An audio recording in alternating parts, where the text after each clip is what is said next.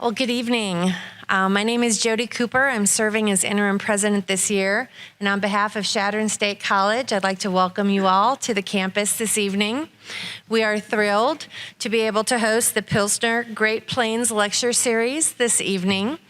And what I would like to do, I'm not going to take more of my time, but I'd like to introduce Ms. Shannon Smith, who is the president of the Mari Sandoz Society, for some remarks before we move on to our guest speaker.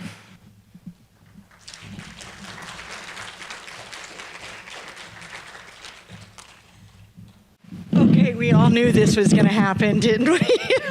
So you folks are going to have to look beyond the podium. So thank you very much, Dr. Cooper. And we're really excited to be here and happy with the administration of Chadron State College. All of you students know we have the Mari Sandoz Center over there, right? And it's been there for 25 years. And we've had a good relationship with Chadron State for almost 30 years to make sure that your college is the host of some of the most important research and knowledge about Western Nebraska. And so I think you should be really proud and excited. And as a board that I represent, we are very proud and excited to work with our interim president Cooper and with Vice President Kimberly Paddock O'Reilly and with Dean Jim Margetts. And we have on our board several members of your faculty, and their job is to make sure that we are doing things to promote and protect the legacy of Mari Sandoz and the history of this region. And it's really important. So I want to say thank you for introducing me, and thank you for helping us be successful in this project. So I want to just say a few words about our society. In the spirit of Mari Sandoz, the vision of the Mari Sandoz Society is to amplify the voices of the dispossessed and challenge the romanticized view of the West through education, publication, and outreach. That's what Mari Sandoz would have wanted of all of us here. To do that, our board has adopted in the last year what we are calling our guiding principle. And that is, Mari Sandoz advocated for Native peoples throughout her life. And in keeping with that spirit, the Society commits itself to devote a substantial portion of its resources to prioritize Indigenous perspectives in our projects and our programs. Sandoz wrote extensively about Indigenous dispossession. We likewise feel a duty to acknowledge this history and to work towards reconciliation and healing.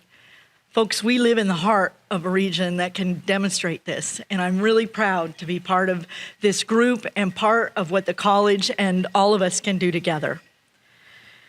So at this time, I want to say that we are very proud and honored to offer the Sandoz Society's support on behalf of all of the people who live here in this region and even throughout our country to the Northern Cheyenne Journey Home Committee as they work to help tribal members and non-Indians heal from a traumatic event in our region's collective history. The moving and inspirational story you are about to hear from this wise, kind, and humble man, our dear friend Gerry Robinson, will help us all understand and honor the efforts and resilience of the Northern Cheyenne people. At this moment, I would like to ask, they don't know I'm going to do this, but I would like to ask our friends from the Northern Cheyenne Journey Home Committee to please stand up. A few of them have stayed after a week-long of meetings here in this region. So may I ask you, Vincent White Crane, to please stand up? Major Robinson, may I ask you to please stand up? And then, of course, our darling Gerry and his wife, Connie. These are people that are working so hard to help this region present a very important part of our history and a very emotional, as you can hear me, a very emotional, important story that we should all know.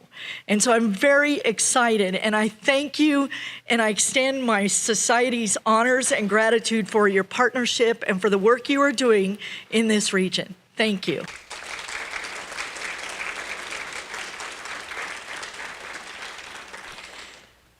Mari would be very proud of what we're doing here today. This is exactly what she was hoping for. Since her death in 1966, people have been drawn to Western Nebraska to learn more about her life and her work. A devoted group of people at Chadron State eventually formalized and in 1973 founded the Mari Sandoz Heritage Society. Now, over 50 years later, we partner with Chadron State to maintain the Mari Sandoz High Plains Heritage Center here on campus, and we host events like this to help remind people of the importance of our region and the importance of her legacy and the legacy of the land upon which we live. We also partner with the University of Nebraska in both Lincoln and Kearney. She left behind her a treasure of materials that people don't even know about. This woman kept copies of her letters that she typed since 1926 until she died in 1946. We have 8,000 letters, thousands and thousands of pages. And this material has not been effectively cataloged and made available for scholars. This is just now happening. Folks, we're going to learn about our region because of the work that the Mari Sandoz Society is doing. And lastly, we partner with Western Colorado University. Mari was very engaged with the state of Colorado. They host the Mari Sandoz Writers Festival. They host major writers from around the nation, and they bring people to help respect the writing about nature, the environment, and the West that Mari was so devoted to. To do this, we're governed by a board of directors from around the region and around the nation.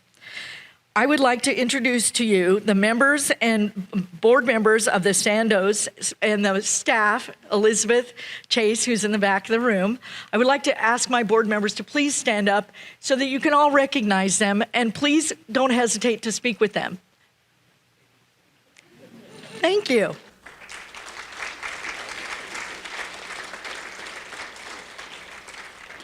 I encourage you all to talk with any of us. We have a Sandoz Country tour that we're developing. We have so many exciting projects, and we really want to emphasize we are devoted and committed to Chadron State College. Our center is going to become something to behold over the next decade, and I want you all to be aware that we are staying here and going to put on exhibits that emphasize the story of the Cheyenne and the Lakota and the homesteaders who came to this region. And so now, without further ado, I would like to introduce Dr. Kurt Kimbacher, Professor of History here at Chadron State College, who will be your MC through this talk. And thank you all very much for coming. We're delighted to have you here.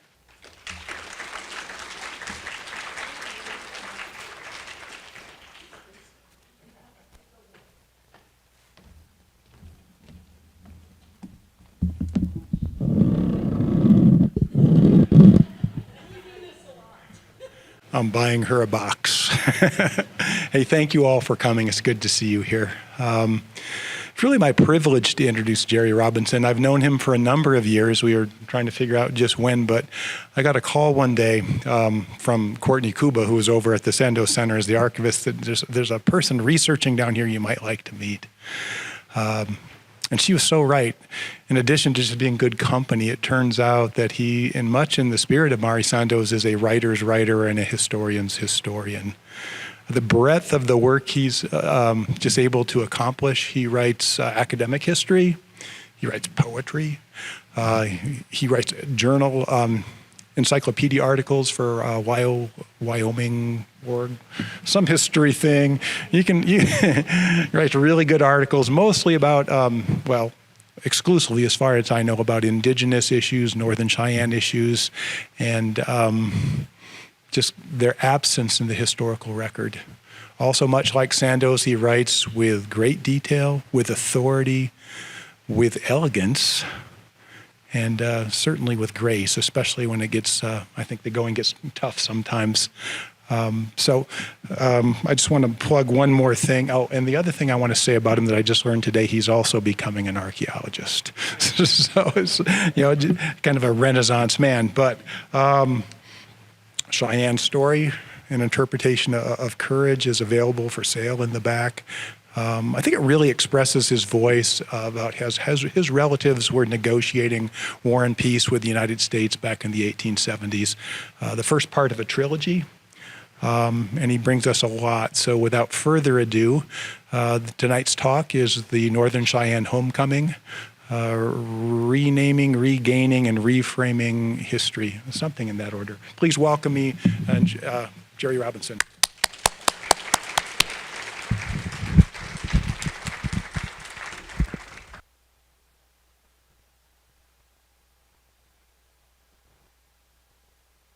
Am I on? You here? Wonderful. Thank you. Thank you, Kurt. Awesome introduction. I'm a little overwhelmed right now. This is quite a turnout. I was in the room earlier this afternoon and I counted 100 chairs. And I said, oh, they aren't going to be filled up at all. And to see this crowd here today it really is overwhelming. My heart's very full right now. Thank you for coming. Thank you for your interest in the history of my ancestors. I hope to do them credit tonight. I'll do my best. I'd like to thank all my friends on the Sandoz board. I've had the opportunity to meet so many of you, and I got to meet some new ones this evening. I look forward to continuing our relationship. I know that most certainly we will as we continue on with the Northern Cheyenne Healing Trail and other good work that we're doing. And a thank you to Chadron State College for hosting the event, and Amanda for all of your tech savvy and getting this thing in my ear just right. So without too much more ado, I'll get into the presentation. I've been asked a few times tonight, when's the second book coming out? It seems to be actually an ongoing conversation with many people, and my pat answer is, well, I'm researching it as we speak, and what I'm going to share with you tonight is some really good research, but also the reason why the second book isn't quite done yet.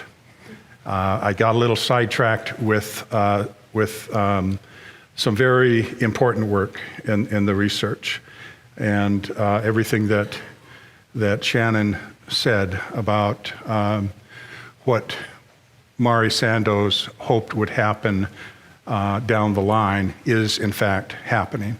And I hope by the end of this evening that you'll be able to see that and appreciate it. So I'm going to finish my wiring process here. I came in a little early to get set up, but I found so many friends and started so many conversations that I didn't quite get everything done that I'd hoped to, and I think I'm on now. So the Pilster Award, or Pilster Endowment, I did a little research on it and found that it was created to honor the courage and tenacity of the people of the plains. And if you've read Cheyenne Autumn by Mari Sandoz, you know that my people, the Northern Cheyenne, are exactly that. In fact, they are the very epitome of courage and tenacity. It's my privilege to share a bit of their story with you tonight and to tell you about a pair of exciting projects that are currently underway that strive to present the Northern Cheyenne story from the Northern Cheyenne perspective. And to tell you those stories, I'd like to invite you on a couple trails that we call homecoming and healing. I'll share a very short history first to set the stage. One thing I want to point out right off the bat, if you look at this map, I'll be using this map throughout the presentation.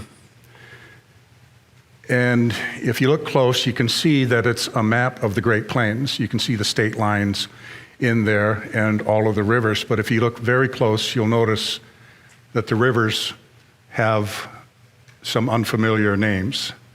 And these are the names that the Northern Cheyenne used to call these rivers.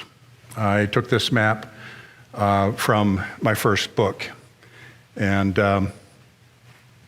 I feel If I'm going to be telling the Cheyenne story, I should be telling it in their world and use their language as best I can.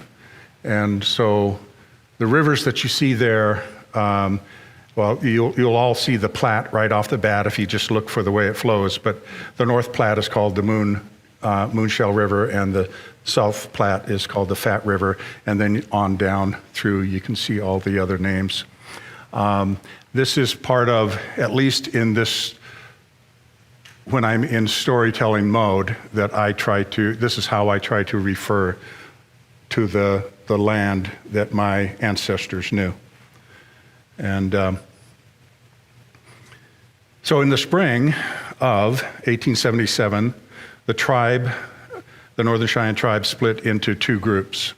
This was after an attack on their main winter camp in the Bighorn Mountains in 1876. The following spring, they decided to go into the agencies, and they split into two groups. Over 300 Northern Cheyenne surrendered at what would eventually become Fort Keogh in what is now Miles City, Montana.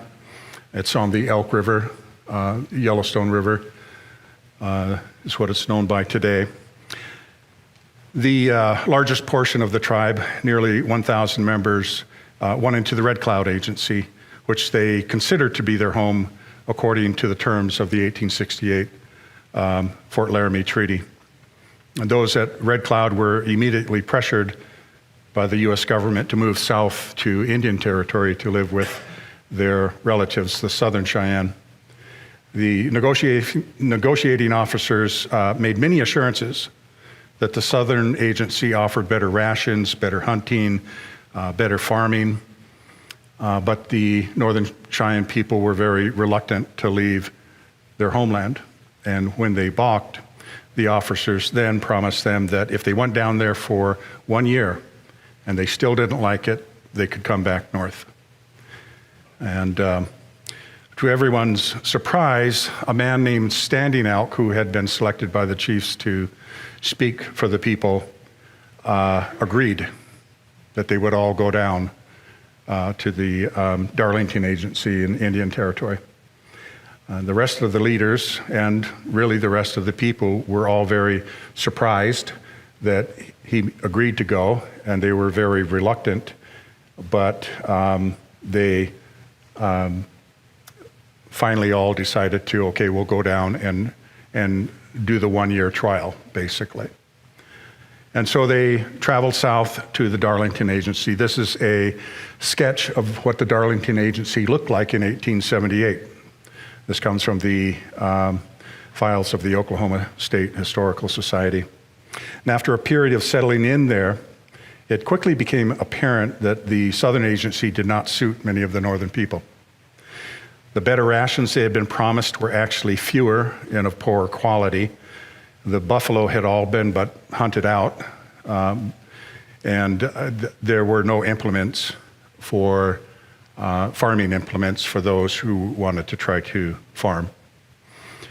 The worst challenge they faced, however, was an epidemic of measles and malaria. These two diseases that the Northern Cheyenne had never been exposed to and therefore had no immunity to. And in the one agency doctor that was assigned to care for thousands of Northern Cheyenne, Southern Cheyenne, and Arapaho quickly ran out of quinine and other medications, and soon after, children, elders, and even healthy adults began dying of both disease and starvation. And despite the repeated requests of Chiefs Little Wolf and Morning Star and other leaders, the agent, John D. Miles, refused to permit them to leave. After spending 13, and I'll back up here just real quick. I want to make a point about Morning Star. I use the name Morning Star. History knows him as Dull Knife. And there may be several people in the audience that know him better by the name Dull Knife. Dull Knife was a Lakota name given to him by his brother-in-laws in a joking fashion, as brother-in-laws often do, about not having a knife sharp enough to hunt with. His Cheyenne name was Morningstar, and that was what he was known to the Northern Cheyenne people by, and that's how I refer to him when I tell his story, out of respect. So they approached John Miles, and he refused to let them go north. He stated that he knew nothing of the agreement, and that they should simply just try to get along and settle in. And after spending 13 months, 1 year and 1 month at the Darlington Agency, over 50 of their number had died. And Little Wolf finally approached Miles and informed him that he was done asking, that they were going to leave. And he asked that if he was going to send soldiers after them, that they would let them get a little ways away from the agency, and they could make blood on the ground at that point, so that the people who remained at the agency wouldn't have to walk on bloody ground where their relatives were killed. So, again, he said they were done asking and that they were simply going to leave.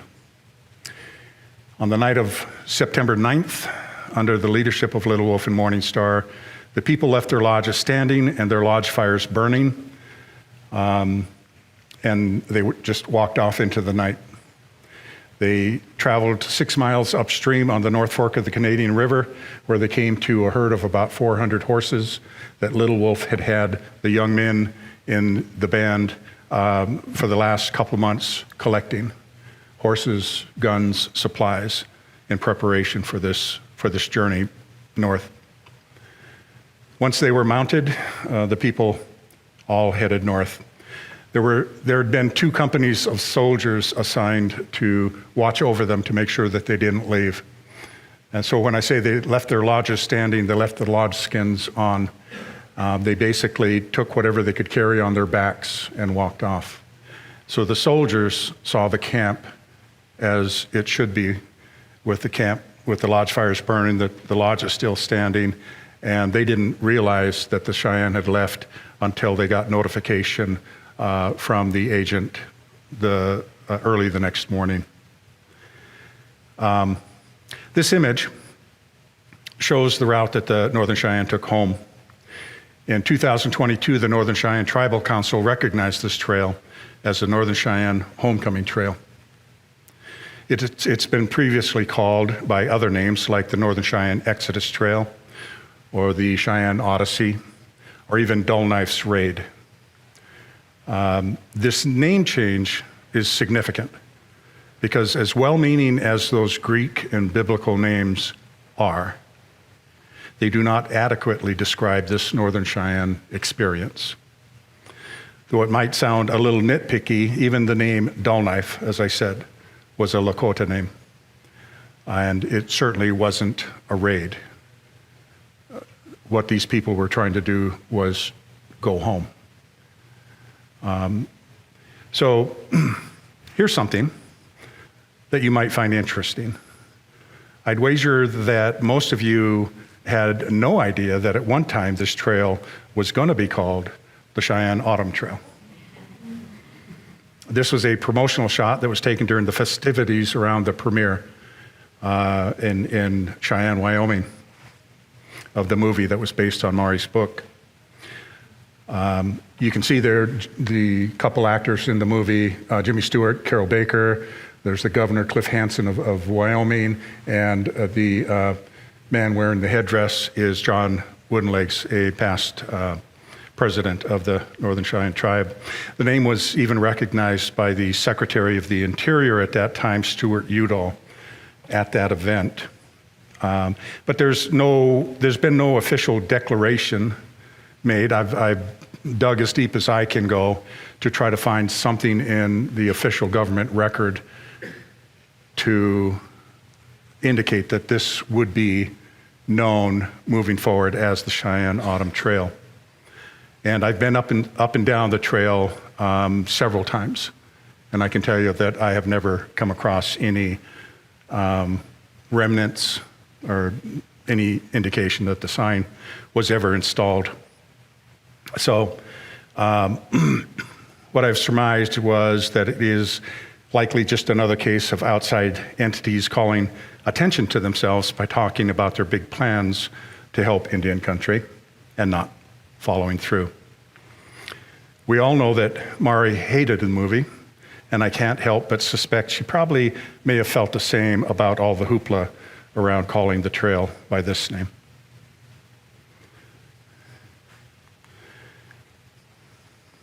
Whatever it's called, this trail was a trail of conflict. There were 7 major altercations that took place along it. 5 were started by the military, and 1 occurred when the young men of the Northern Cheyenne attacked settlers in northwest Kansas.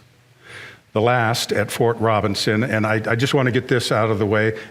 My name is Gerry Robinson. I have no relation to Lieutenant Levi Robinson, who the fort is named after. I asked my older sister, Vonda, one time if we were related, and I still have a bruise behind my ear. She made it clear that we are not. So the altercation at Fort Robinson has been called both a battle by some and a massacre by others. We feel that it was a much more complex event and than what either of those names describe, and I'll discuss that more in a bit here. These 3 sites in the center of the trail all have monuments on site and all have regular events to commemorate what happened with regard to the trail. I'll get back to them in a bit.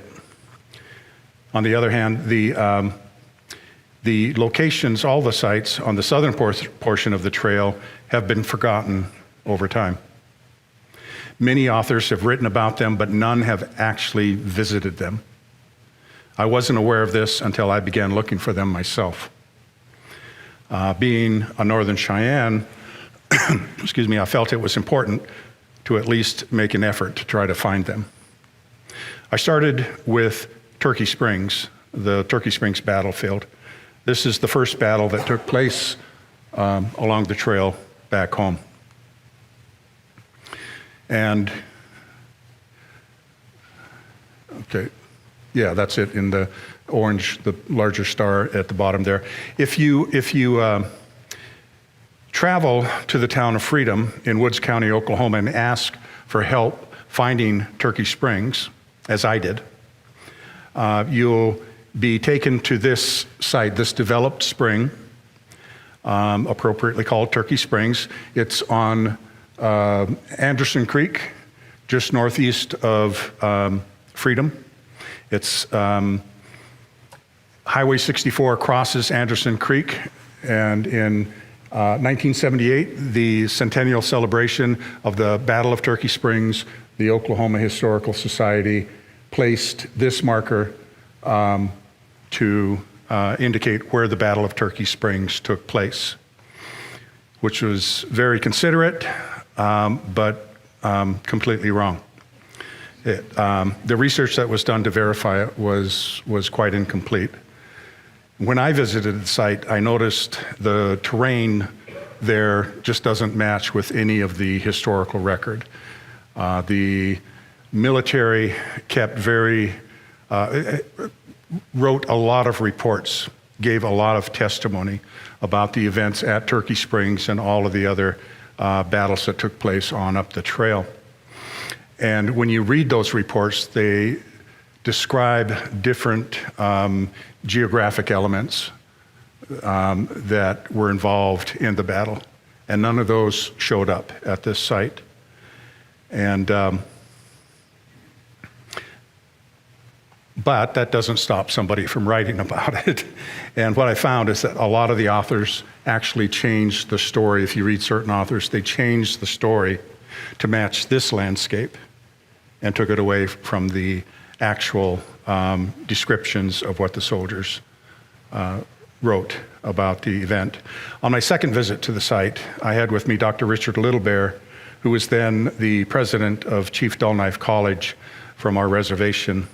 Also on that trip, we had the good fortune of meeting Dr. Kay Decker, a professor at Northwestern Oklahoma State University, who had been searching for the actual battle site herself for over 20 years. She also was not convinced that this was the site. So she and I began collaborating and sharing our research with each other, which ultimately led us 7 miles east over the next 4 years. And during our work together, it became clear that this map would play a big role in helping us find the site. What it is a map that was drawn by a Captain Sebastian Gunther during his court-martial to describe the events that happened at Turkey Springs. Gunther was the second in command for the soldiers who were pursuing the Northern Cheyenne on this journey. His commanding officer was Captain Joseph Rendelbrock, who was also court-martialed for his actions here and in other events along the trail. I'd love to talk more about both of those proceedings, but I simply don't have the time tonight. I tried to in my first draft, and I realized we don't have 4 hours to go through this. So, while the arrangement of the draws and ravines on the map look pretty much like any other set of draws and ravines in that part of the country, I'll show you an aerial picture here, and you'll see that you could take this map and if you're just working off of the draws and ravines, it could match any part of that country for 40 miles running. And so you would be out there looking for it for 145 years, which many people were. Maybe I overstated that a little bit. But what we did notice on this map is that there are 5 specific features that we would need to locate in order to have some certainty that we did, in fact, find the Turkey Springs battlefield. And those 5 features show up here. I'll start with the red dot on the upper right-hand side of the map. That is a red hill that all the soldiers describe riding past, both on the trip into the battlefield on September 13th, 1878, and then again as they ran for their lives away from the battlefield on September 14th, 1878. That blue line, as you can see, what Gunther wrote on there was their line of retreat. It was also their line of approach. And you'll notice that that blue line doesn't cross any of the ravines. So what that told us was that they stayed up on the ridges. They didn't go down and try to cross anything. And they didn't go down into any of the ravines. So we knew that we were looking up on the ridges in that part of the country. You see that second red dot near the center of the map, and the word knoll written sideways. We call that Rendelbrock's knoll, and that is the high point on the battlefield that the captains commandeered so that they could control what was going on, or at least see what was going on around the battlefield. And the pink line down below it you'll see the word ravine written alongside of that. That is a ravine where Captain Rendelbrock had all of the horses and mules stored. He had them tucked there to get them out of the line of fire and keep them safe. And then the final yellow line there indicates a line of battle. And we knew that we would be able to see 4 of those geographic features with our naked eyes. The yellow line of battle, if we could find the other 4, we knew that we would need to be doing some metal detecting to get in there and try to pull out any evidence that there was a battle that took place there, shell casings and that type of thing. So again, in addition to this map, we used aerial satellite imagery. We reviewed an incredible amount of national, state, and local historical records. Dr. Decker is an expert at finding just the right homesteader record with just the right information in it that gives us its position in relation to the battlefield. That helped us a great deal to kind of triangulate our way in to our first discovery. As I mentioned, it took us 4 years to travel about 7 miles before things started to click. But once they started to click, things went pretty fast after that. We found the Red Hill, and this is what the soldiers described as they came in and out of the battlefield. They came in on the right side of it. Back in there, the picture's a little fuzzy to me. I don't know if you can see it well. But on the right side, there's a cedar break back in there that they came up on that side, then crossed over to the left, got up on a ridge. And this is a picture of that ridge. And you can see the Red Hill on the horizon there on the left. They came around that and moved along this ridge. We found the knoll. This is Rendlebrock's Knoll. And one of the things that really cemented it for me was that the location where I'm standing, as I take this picture, I turned immediately to my right, took another picture, and there's the horse ravine, just right below Rendlebrock's Knoll. So we had those 4 features that we knew we needed to start looking for that line of battle. And so we moved to the next logical position for where that line of battle should be, started doing our metal detecting, and sure enough, we came across nearly 30 full shell casings and fragments of shell casings. And that told us we were onto something. So we were very excited, of course, and knew that we needed to take this to another level. So I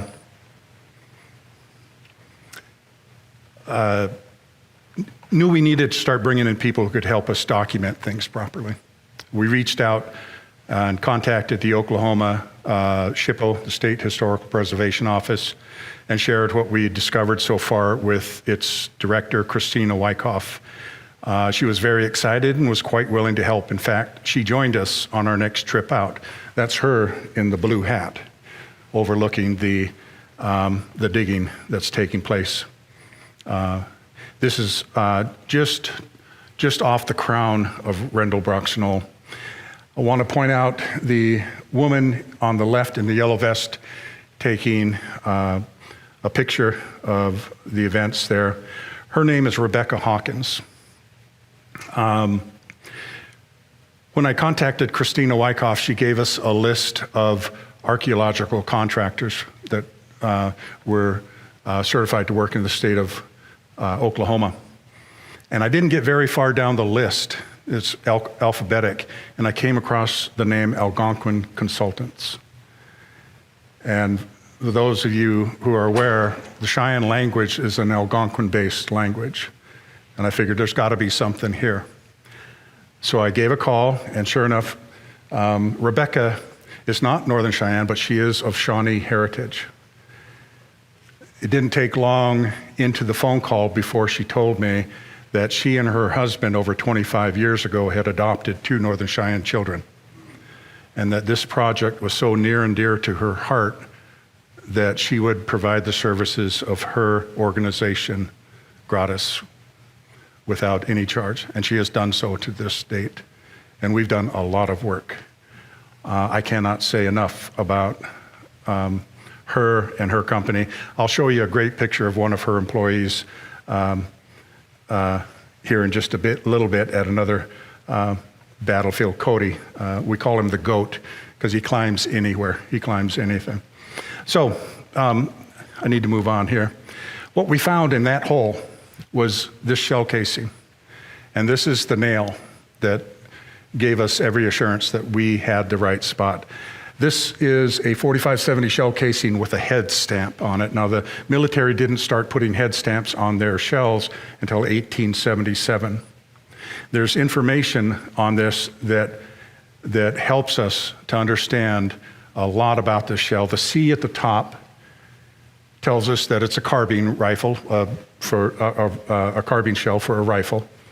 And the F if you can see it there at the bottom, tells us that it was manufactured at the Frankfurt Arsenal in Philadelphia, Pennsylvania.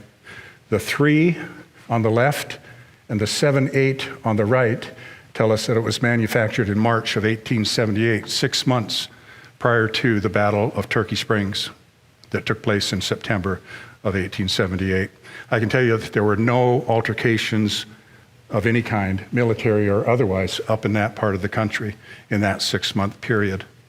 And this was the last conflict between U.S. military forces and Native Americans of any kind in the state of Oklahoma. So there is no other reason for this shell casing to be in that hole, on that knoll, in that location, other than the Battle of Turkey Springs. Needless to say, we were very excited. I'm not a dancer, but I did dance. So we applied for recognition as a National Historic Landmark, and this spring both Oklahoma and the Department of the Interior accepted, and it is now registered as a National Historic Landmark. I am not an archaeologist, but I've been led on a good road, and I've met a lot of good people who have made this possible, and I am forever grateful for the opportunity to walk this path with these people who are so dedicated. That was a good day, but I'll tell you an even better day was when last fall I was able to bring members of the Northern Cheyenne Cultural Commission down to visit the battlefield. The man on the left in the blue cap is Mark Roundstone. He is a headman for the Bowstring Society of the Northern Cheyenne. That's his wife, Tammy, on the left, and she was just thrilled to be there, as you can see. She was just a joy on that day. The man on the right in the red and white headband is Wallace Bearchum. Little Wolf and Morning Star were what we call in the tribe old man chiefs, peace chiefs. They were the spiritual leaders, if you will, the wise men of the tribe who lead us in difficult times. Wallace is an old man chief currently. He is also a direct descendant of Chief Little Wolf. Those are his children on either side of him. When I look at this picture, you can hear it here. I cannot tell you what it means to me to be able to say I stood there with these people in this place. I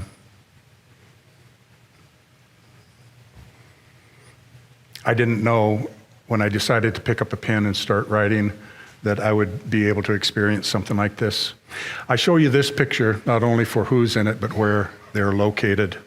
They are standing where Little Wolf had positioned the women and children, the majority of the body of the Northern Cheyenne who were traveling north. The soldiers could see it as soon as they topped that knoll. That is that knoll that they topped, and they could see the Cheyenne across the distance on this hillside here. Little Wolf had set this stage so that as soon as they topped that hill, they could see the Cheyenne and they would move in their direction. I'm going to show you in this next image, and this is that picture I promised you of the ravines. You could take that map and put it on any corner of this map and say, well, that looks like it could be the place. That looks like it could be the place.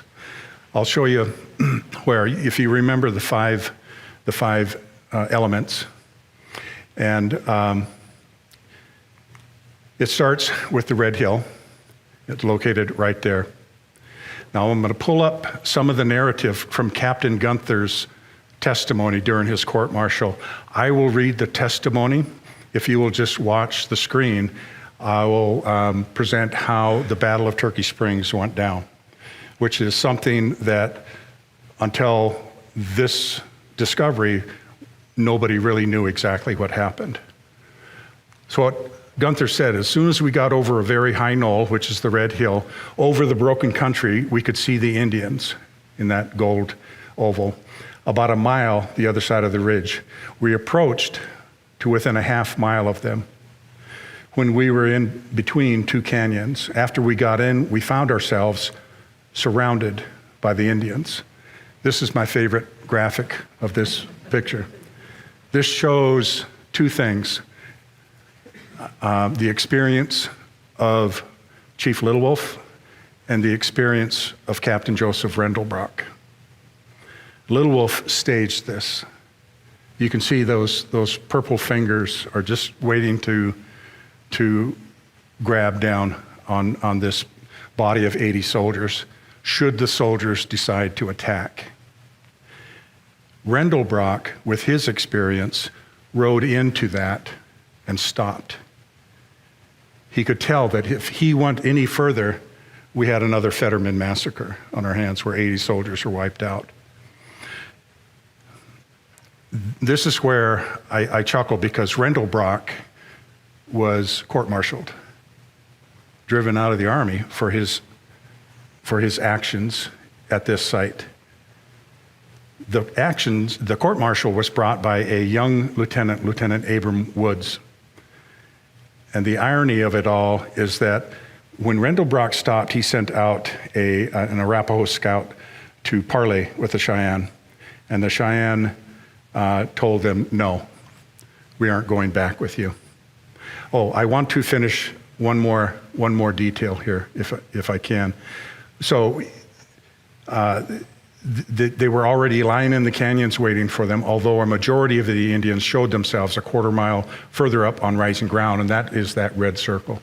So that parley took place between that red circle and where that blue line stops. And once the parley was over and the message came back to the soldiers that the Cheyenne were not going back to the agency with them, young Lieutenant Woods saw the Cheyenne in the ravines to the north and got nervous. And he ordered the company that he was in charge of, G Company, to open fire. I find it very ironic that Woods was the one that brought the court-martial charges against Captain Rendelbrock when Captain Rendelbrock was trying to save their neck. And it was Woods that opened the ball. So this is the stage, again, as it was set. Here is Rendelbrock's Knoll. Just below it is the Horse Ravine. And here's something that gets me excited. This is where we found all of the shell casings, the line of battle. What happened is once the fighting started, all the Cheyenne that were on that little rise there opened fire. And we found shell casings, of course, scattered around elsewhere, but this image right here tells a new history of what actually happened at the Battle of Turkey Springs. And it shows in, I think, pretty good detail the events that went down. What happened next was the soldiers were pinned down for 24 hours. They didn't have enough water. The water they had was bad. They were running out of ammunition. That night, Rendelbrock knew that he needed to leave the theater, and so he set up a plan for the next morning where a small squad created a diversion, and Rendelbrock and the rest of the company skedaddled out and ran another 4 or 5 miles before they found water, good water, and a defensible position over the hill. So 5 Northern Cheyenne were wounded here, including a small girl who had her ankle shattered by a stray bullet. The military had several wounded and 3 soldiers killed. Although the Northern Cheyenne were able to get through the first battle without anyone being killed, that changed when they traveled into Kansas, where there were at least 9 documented Northern Cheyenne deaths, with a possibility of 2 or 3 others that I've yet been able to document. The first Northern Cheyenne killed on this journey, noted by the larger X that just appeared in the green circle, was a man named Black Beaver. Little Wolf was aware that they would have access to large herds of cattle and fresh horses at all the ranches that had sprung up in the country north of the Cimarron there, or Bull River, as the Northern Cheyenne called it, and just south of Dodge City. So he sent his men out raiding the ranches. This was, the cattle trails had just started up in '74, so this was 4 years after that. There were ranches that had popped up around there. Longhorn cattle were all across the range. And the Cheyenne spread out and started raiding horses. And Black Beaver was riding with 2 other Northern Cheyenne men, and they had found some horses that they were trying to steal. Ranch hands caught them in the act and started firing on them. Black Beaver was shot and killed, fell from his horse, and his 2 companions were able to get away without being killed themselves. The ranch hands returned, threw a rope around Black Beaver's body, drug him back to their ranch headquarters, which was called the Driscoll Ranch. It was on, at that time it was called Duck Creek. Today it's called Day Creek. They were showing Black Beaver's body off there at the ranch. Soldiers came and they showed it off to the soldiers until finally the ranch manager told him, you better get rid of that body. If the Northern Cheyenne come back and find him here, there's going to be trouble. So they drug him north from the ranch about a quarter mile and buried him in a shallow grave.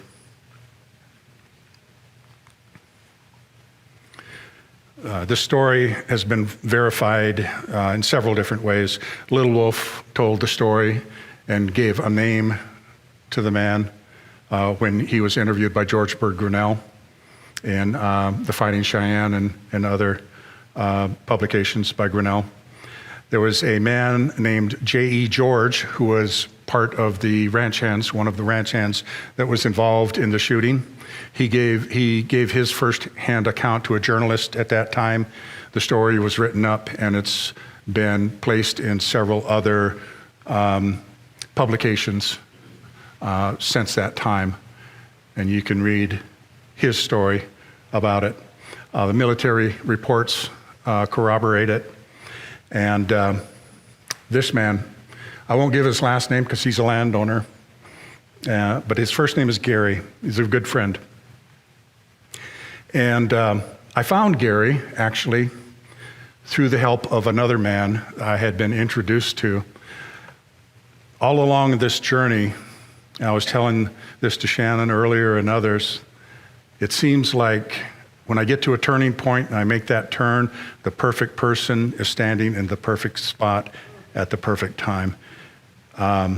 Kim Goodnight was one of those people. Kim is a descendant of Colonel Charlie Goodnight. If you've ever read the book or seen the movie Lonesome Dove, it's loosely based on Kim's great-great-grandfather's story. Kim was born and raised in this country. I call him my landman. He knows everybody. He knows every creek, every draw. And he introduced me to Gerry and several others, one of whom I'll show you here in a bit. But when I met Gerry, he told me, he said, I've been told a story about an Indian grave on my property over by these trees. And he said, I don't know anything else about it. It's just supposed to be an Indian grave. I said, well, let's go over and take a look. And I said, I can tell you what I think I know about the grave. And so we started over, and he pointed it out to me. I want to double back real quick. Kim Goodnight recently retired, but he was employed by a company called ITC Great Plains. They're a power transmission company. ITC Great Plains has made it their mission to not only transmit energy, but to make sure that those people who live or are connected to the land that they pass through are respected and taken care of. And Kim went back to ITC Great Plains, told them what we were doing, and ITC Great Plains has stepped up over a number of 3 years now, and provided us funding to help further our research. Part of that research involved doing some ground penetrating radar. And we hired a contractor. He came out, and this is one of the panels. Ground penetrating radar is kind of like a CAT scan. It does it in layers, and this is the most productive layer that the contractor pointed out to us. As you can see, there are 4 orange arrows there. There are other locations that I've got marked out there. They told me when they did this work, they said, we will never be able to tell you there's a grave here. What we can tell you is there are anomalies in the soil sufficient enough to indicate a disturbance the size of approximately a human grave. And these are them. And after we got a look at this, I continued my conversation with them, and they said, we have more sensitive equipment that now that we have these places located, that we can come and really drill down on these and give a much better picture of what might be there. And if you remember Rebecca Hawkins with Algonquin Consultants, I was talking with her about this, and she said, Gerry, I can do you one better. She said, I know a gal who handles search dogs. In fact, one of her dogs was recognized, this is 2023, recognized as the top search dog in the nation by the American Kennel Club. And I can put you in touch with her and see what we can get going. And that is how I had the good fortune to meet Jennifer Jordan Hall and Pocket. And this is Pocket having a conversation with Jennifer, and what Pocket is telling Jennifer is, he's right here. I'm laying on top of him. And Jennifer thanked Pocket very, very excitedly, and put Pocket away and brought out another dog named Wick, a 2-year-old that she had been training, and Wick keyed on exactly the same spot. And it was at that point that Jennifer turned to me and she says, Gerry, I can tell you with 100% certainty there are human remains right there in that spot. So based on all the other research and these 2 tests that we ran, we are 100% convinced that we found the gravesite of black beaver, the first Northern Cheyenne killed on the journey north. That trip that we came down with the Northern Cheyenne Cultural Commission, my brother Vincent was one of those that was with us on this site. They performed a traveling ceremony that released black beaver spirit so that he can travel and catch up with his relatives. And we marked the grave, and there's a prayer cloth, small prayer cloth, you can see tied in the branch of the tree. There's one more puzzle piece to this story that speaks to the relevance of our work. Also serves as an example of how we as Northern Cheyenne people are so intimately tied to this story. Mari Sandoz traveled to the Northern Cheyenne Reservation. This is where it gets good. In the 1940s to do research for her book. Now I know that she was looking to gather the names of all the family members and how they, were connected so she could tell the story right in her book, do it in a respectful way. But what she left us with was an amazing genealogy that we were able to tap into. And she has a list of everyone who was on that journey north, those who were killed on the journey, those who were killed at Fort Robinson, and black beaver, of course, was one of them. That's what the red circle around that asterisk indicates, is that he was killed on the way up. We know from earlier census material that taken at Darlington that black beaver had 2 young daughters. Through Mari's work, we were able to find out he had an older daughter, Mrs. Wolfvoice, who was 19 years old in 1878. The thing is, and I was confused about this for a while, we couldn't find, well, as soon as I saw Mrs. Wolfvoice, I knew something was up. Wolfvoice was a noted scout at the Fort Keel at Fort Keogh in the late 1870s. In fact, this is a picture of Wolf Voice, and that's his wife, Elk Woman, Black Beaver's daughter. I was floored to find this. This was taken in 1877, shortly after they had surrendered there. So Wolf Voice is a very historical name on the Northern Cheyenne Reservation. Their anglicized names are Frank and Clara Wolf Voice. They had several children. Their oldest son was a man named Grover Wolf Voice. And Grover was a noted flute player in the early days of the Northern Cheyenne Reservation. People still tell stories about Grover Wolf Voice. Grover had a grandson named Lee Lone Bear. Lee Lone Bear was my uncle. He married my father's sister, Nita. Even more importantly, Lee and Nita, my Aunt Nita, had two children, Kevin, who has traveled on to the next camp, and Melissa Lone Bear. And I had the honor to be able to meet with Lisa early this spring. She sits as a councilwoman on the Northern Cheyenne Tribal Council, and tell her I found the grave of your great-great-great-grandfather, a person she knew nothing about until Mari Sandoz helped us connect these dots. This is, again, this just blows me away that we are able to do this kind of work with the help of so many people in this room, and Mari herself. It's common when one hears the term Indian grave to think of something akin to an Egyptian mummy, a piece of history that's so very distant from us in both time and geography. I'd like to invite you all now to think of Black Beaver and Elk Woman and Grover Wolf Voice, Lee Lone Bear, and my cousin Melissa, and recognize the very human connection that they all share to the remote concept of an Indian grave, a connection that you now share with them. Hold that in your heart as close as I do.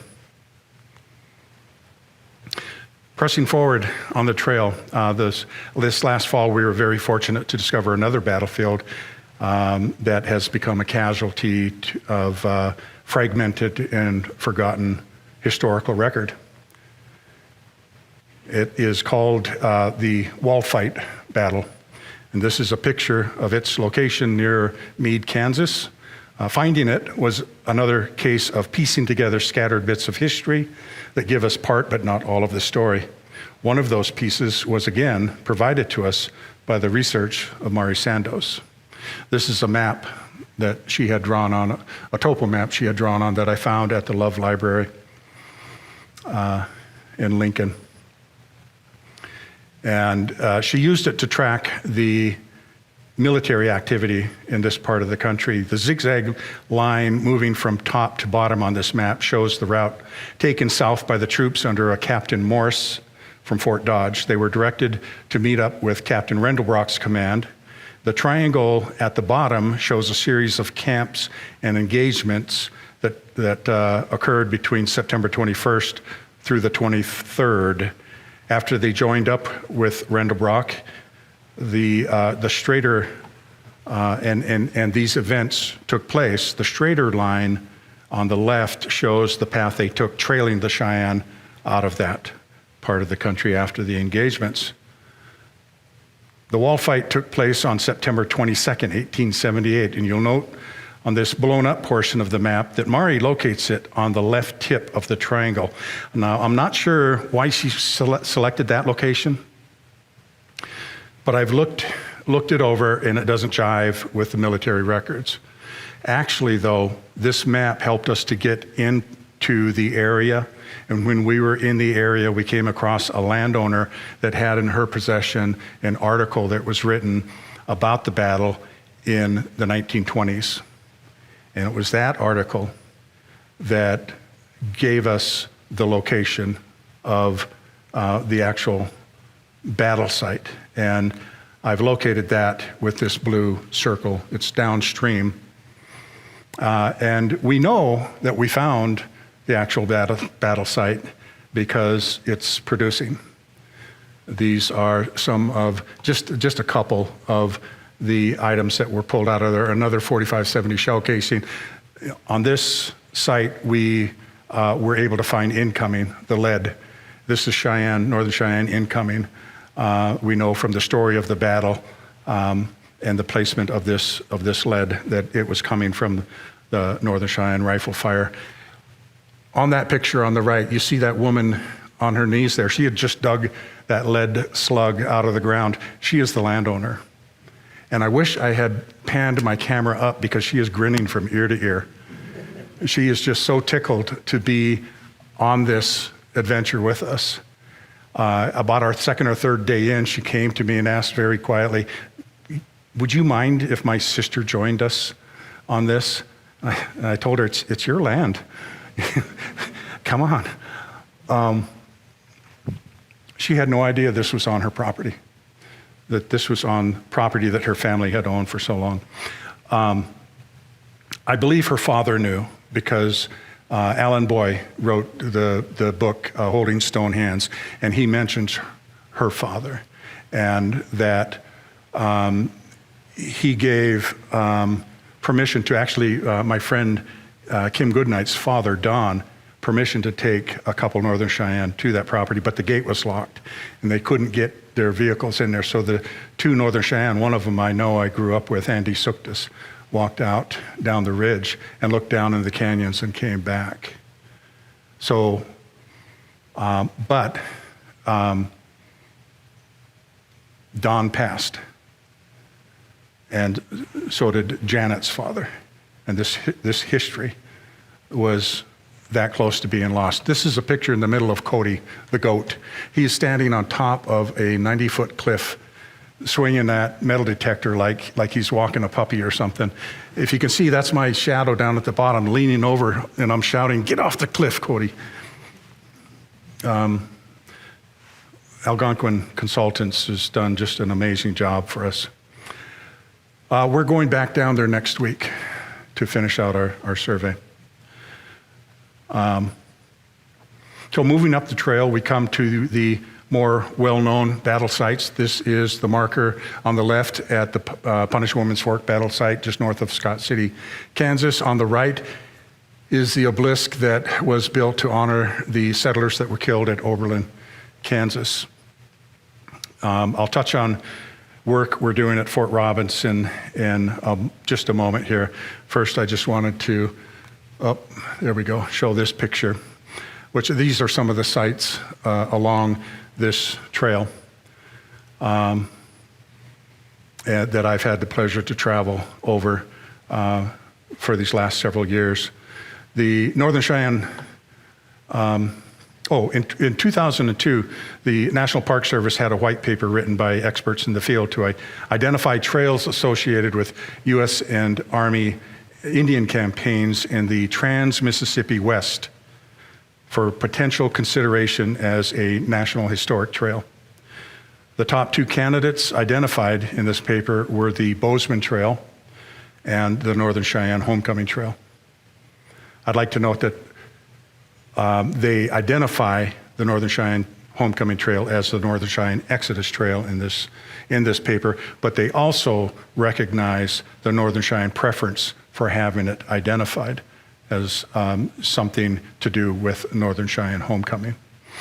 I had a friend and relative, Steve Brady, who started that process, and I picked it up 10 years after Steve traveled to the next camp. We feel our efforts along the southern portion of this trail will help us in our overall effort to help the trail attain this recognition. We are also planning for a trail-long 150th or sesquicentennial, that's a new word for me, commemoration in 2028. That will be the 150th anniversary of my ancestors' homecoming. And we do most certainly welcome any allies who are interested in participating in that effort. Moving on up to the trail, I'll finish my presentation with a discussion of some important work being done at Fort Robinson by the Northern Cheyenne Journey Home Committee, which I'm a member of, and my relatives there. And we have so many other relatives who are involved in this. We met over the last couple days, and we're out on this trail doing our work. We've been working on this for several years. I'll tell a little bit more about the history of it in just a bit here. But so here we step away from the Northern Cheyenne Homecoming Trail and step into a project called the Northern Cheyenne Healing Trail. It is certainly part of the overall Homecoming Trail, but is a separate project in and of itself. Somewhere near the confluence of the North and Platte rivers, half the Northern Cheyenne party went with Little Wolf and wintered in the Sandhills, while those that went with Morning Star were captured and taken to Fort Robinson. There they were imprisoned in an empty cavalry barracks. The story of what happened next is as complex as it is powerful. Efforts have been made at the fort to tell this story, though through the use of Nebraska State historical markers. A couple years back, I co-authored a paper with Kurt, Dr. Kinbacher, and a Dr. Jeffrey Moore at Nebraska Wesleyan. It was published in the Great Plains Quarterly. The title was Bias on the Byways and Indigenous Analysis of Nebraska State Historical Markers. In this paper, we explored how unconscious or implicit bias affects how Indigenous history is conveyed in Nebraska State historical markers.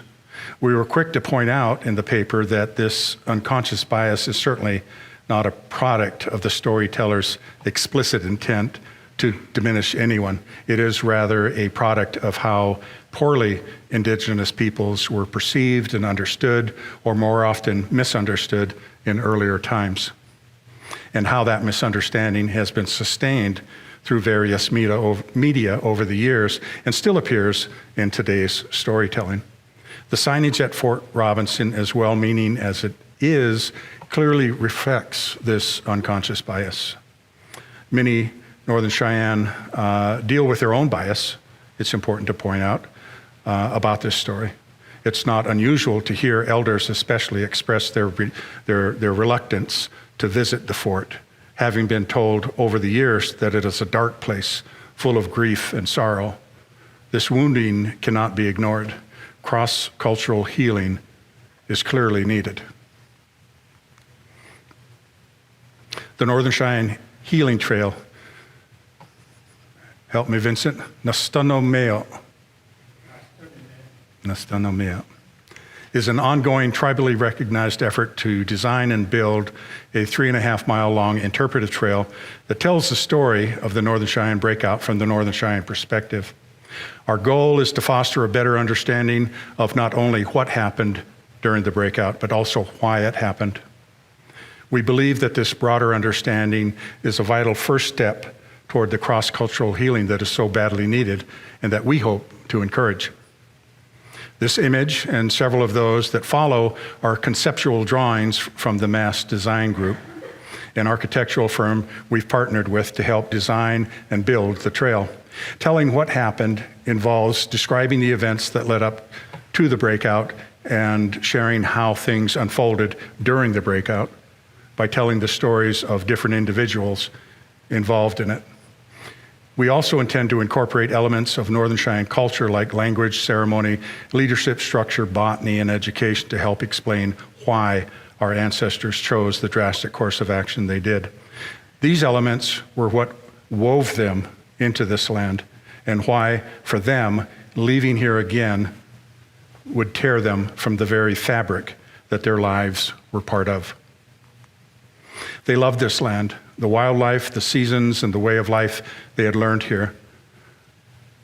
And the way of life they had learned from those who came before them and who were now buried in the hills around them, slowly returning to the soil they had all come from.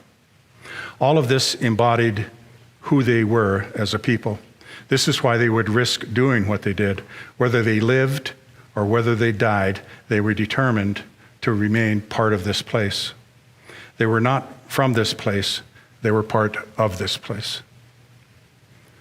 One of our main priorities, as critical as healing our spirits, is to heal the land. As an example, we intend to repurpose this old railroad bed and use it as our pathway toward healing. And by healing, we mean healing for all who have felt the pain of what happened here. Many of our children don't understand the heroism of their own ancestors, and they look outside their own culture. It's true that there are heroes everywhere, but when you have heroes in your own family that you can learn the stories of and take pride in, it can change the path you choose to walk in this world. Changing the narrative of what happened here from a story of tragedy to one of heroism and healing goes a long way toward helping one choose that better path.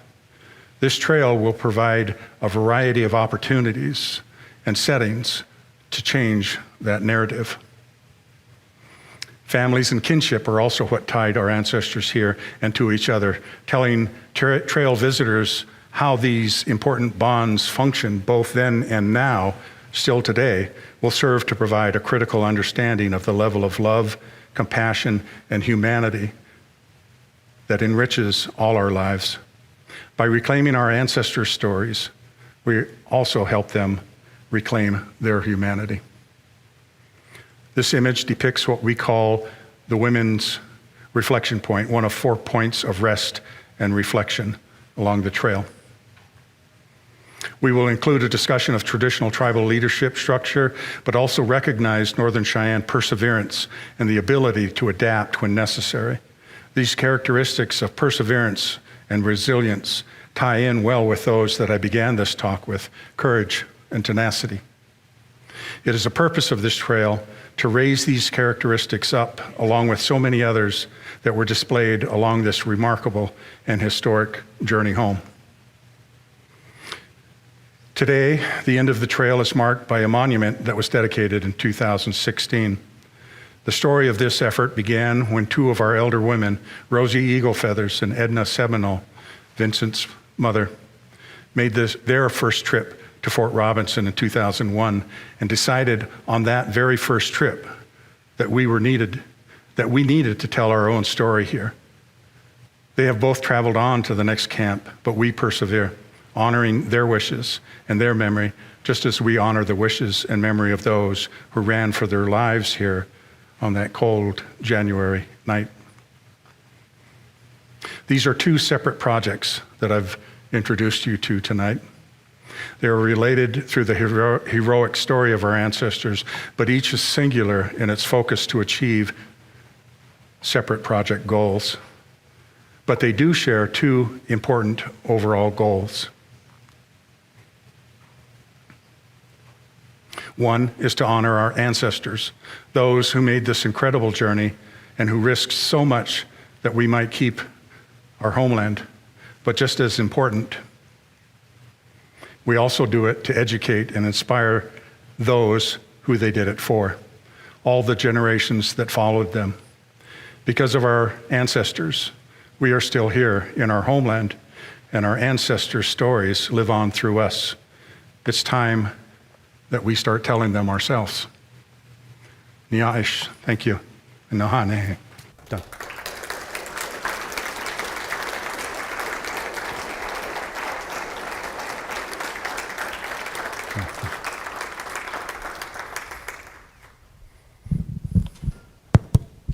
Three quick announcements, and then I'll open the floor for questions with Gerry. I'll circulate the mic. There are cookies. Please have some on your way out. September 17th, 2026 is the next Pilster Lecture. It will be Peter A. Kopp, who is an agrarian historian who talks about, well, food and crops and other things dear to our hearts. And finally, in the back by Lori, there are copies of Gerry's award-winning book. He'd be glad to sign one for you on your way out. With that, does anyone have any questions they would like to ask Gerry? So Gerry, I just wondered, As you looked at that first battle site and figured it all out, did the captain of that militia take a quarter of his men to hold the horses down in the ravine? Say again, please. I'm sorry. Did he take a quarter of his men to hold Yes. those? Okay, so every four horses was held by one man. So he instantly took a quarter of his Correct. cavalry away. Which is standard cavalry practice. They call them the fours. The man who grabs the other three horses plus his own and holds them while the other three fight. Yep. I'd like to say that we also worked with Bob Ray, who is a military historian. He's the one that told me about that when I first started working. Tremendous body of knowledge held by that man. Yeah. Was that property private property too? Was that property private property also? It is. We're very, very fortunate to have such wonderful relations with all thre sites, private property owners, and then with the fort out there, and their willingness. Like I say, we're turning a corner here in how we tell Native American history. And Native Americans are taking the lead in that, and we have so many amazing allies to help us with that. Is there an updated mapping of these locations where you're looking compared to the new maps and everything now? We have our working material. At this time, this stuff is so new that there have been no official changes to maps. And actually, at this point, with the work that we're doing, we do want to try to keep some of it on the down low so that we can get in and finish the work that we started. We intended to have a prescribed burn down at the Turkey Springs site this fall. It didn't work out. The grass there is tall prairie grass. It's up here. I've got a picture of me with the grass up to my ears, and it's so dense that it's so hard to get the metal detectors in there. We were going to have a prescribed burn, but it didn't work out between the state agencies and the landowner. And so we're going to have that next spring. We'll be down there this fall, next week, doing what we can down there. There are different portions of the battlefield that we will be able to get into without that burn. And then we'll have the burn next spring and get in there and hope to find some good material. There is also rumor of, well, not rumor, there were 2 soldiers buried on the site. We have found no official records of them being exhumed. We know that there are headstones at the, I believe it's at the Fort Reno graveyard, but they might just be ceremonial. The soldiers were lost when they got here. That's why the Turkey Springs battlefield was lost in the first place. They had a map called a Ruffner map, and they looked at it and they thought, well, we must be somewhere near Turkey Springs. And the map was not quite drawn to scale and a little off. And then to top it off, the names of the creeks changed over the years and things got turned around. What they thought was Turkey Springs was actually about 8 miles away, 8 to 10 miles away.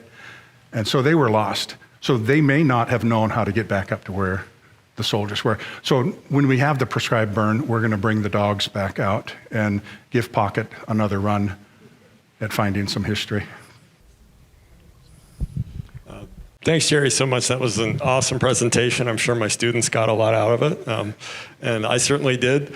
I wanted to ask, these sites that you were investigating, I don't imagine there's a lot of photographs of them more than 50 or 100 years old. Do you have a sense of how much the geography has changed in 150 years, whether growth of trees or burns or agriculture, that kind of thing? The aerial map that I used was from 1935. It's one of the earlier images that we have. There has been an infestation of yellow cedar, I believe it's called, down there that has just clogged up a lot of those ravines. There was a big fire that went through, I think in 2016, that cleared a lot of those out. And the ravine, the horse ravine, was involved in that fire. So fortunately, a lot of those trees are burned out, but we still have the snags, the the stumps and whatnot remaining there that we need to also get out of the way. Otherwise, we'd just get a mower and run down there and mow it out, but we can't do that. When was the Cheyenne outbreak as compared to the Battle of Ash Hollow? I need a... The Battle of Ash Hollow, when was that as compared to the Cheyenne outbreak? How far, what time frame were those two apart, you know? Do you know? The Battle of Ash Hollow compared to the Cheyenne. Okay, give me. So yeah, I'm not sure of. I think Ash Hollow was back in the 1860s, was it not? 1873. Okay. Time for one more question. Oh, hi. Last question. Have you spent any time with Angie Taylor? Her mom and dad, one was Cheyenne, one was Sioux, and her great-grandmother was the little girl that I think went to Pine Ridge, if I remember correctly. Okay. First, I am really having trouble, and I apologize. I got my hearing aids in. Kurt, could you repeat the question? So Angie Taylor in Crawford. Angie. In Crawford? Oh, yes. Yeah. Angie. Oh. Thank you. Yeah, Angie was at our meetings this the last couple of days. She hoped to be here tonight, but we got a message that her friend Moni was ill and wasn't able to bring her here. But yeah, Angie knew our parents growing up. She spent a lot of time on the Northern Cheyenne Reservation. The first time I saw her, I had these images of my own mother, and I can't tell you how much that moved me. She's an integral part of this effort. Absolutely. Yeah, let Major answer. This is my brother Major. He's not a real major. He just likes to act like one, but... I am real. Yeah, we've been working with Angie for the past probably 15 years, 24 years. She was at our meeting just a few days ago, and she's a wealth of knowledge. She's been able to share a lot with us. She used to live in Lame Deer and knew our mother as well. And so she's kind of a adopted mother to us, and really has encouraged us and actually scolded us and said, get it done, get this trail done. She's very adamant about that. Yeah, I do have a question, though, because with all of your archaeological skills and amazing experience of finding these battle sites and everything. I'm afraid where this is going. Can you help Vincent find his cell phone? 'Cause he lost it about a month ago. We can show you the location, but we're not quite sure. I can't, but maybe I can get the dogs on it. We'll find out. Vincent. Yeah, I just wanted to say that I have one better on you and the dogs. The sacred woman in our tribe can find bodies, and that's what we used at Fort Robinson. They can feel them, and they pray, and they know where they are, and they won't go back over there. So anyway, Shahila comes from the Sioux, and that Cheyenne, our real names is Sista and Sadaya. And when we first met the Sioux at Bear Lodge, that's Devil's Tower, just north of there, we were painted red. And so they called us Shahila, which is the red painted people. And that stuck. Cheyenne stuck after that. Good job. Nice. Thank you.